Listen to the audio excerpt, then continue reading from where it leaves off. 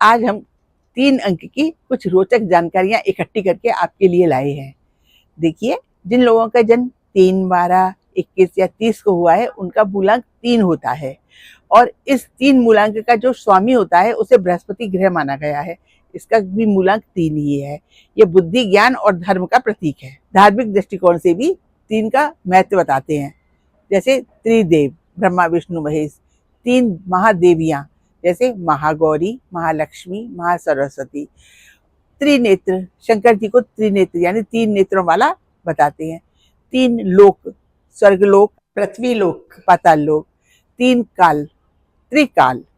त्रिकाल means वर्तमान काल, भूतकाल और भविष्य काल। और त्रिशूल, त्रिशूल में भी 3 नोक होती हैं। त्रिवेणी, गंगा, यमुना और सरस्वती के मिलन को त्रिवेणी कहा जाता है, जिसे संगम भी बताया जाता है। और 3 भुजाओं वाले आकार को त्रिकोण कहते हैं। गणित में इसका बहुत महत्व होता है। हमारे देश के तिरंगा में भी 3 रंग हैं। तो इस तरह देखिए 3 का कितना बड़ा महत्व है। 3 अंकों को लेकर बहुत रोचक मुहावरे और लोकोक्तियां भी हैं।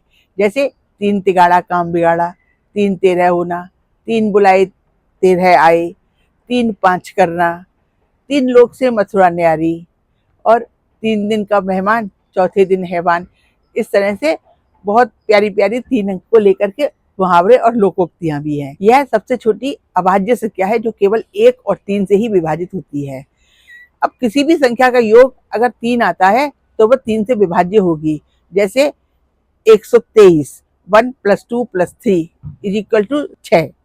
तो ये 3 से विभाज्य है। इसी तरह कोई भी संख्या आप ले सकते हो जिसका योग 3, 6, 9 आएगा या 3 से विभाज्य हो जाएगी। आशा करती हूँ कि आपको ये जानकारी बहुत पसंद आई होगी और आपको अगर अच्छी लगी हो तो आप कमेंट बॉक्स में इसके बारे में मुझे जरूर बताएं। Thank you.